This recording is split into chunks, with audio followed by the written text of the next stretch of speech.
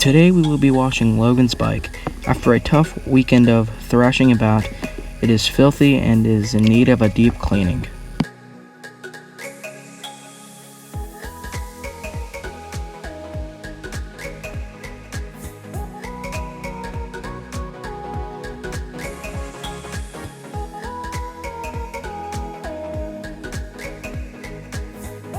We start out by power washing the frames, then moving on to the underside of the plastics. We make sure to remove all mud and debris from the skid plates and plastics to ensure a good clean.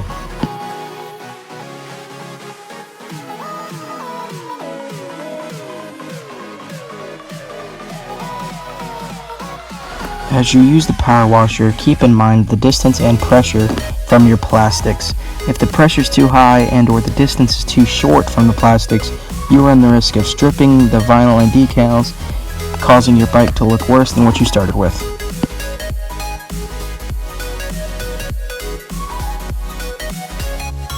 It's a good idea to keep a cover over your airbox and exhaust to prevent water from getting down into the motor.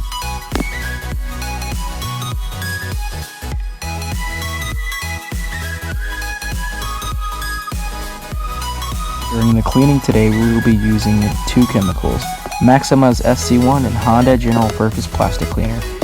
The plastic cleaner is designed to take all the dirt and debris out of the plastic and give it a shine. Once applied, you just wipe away.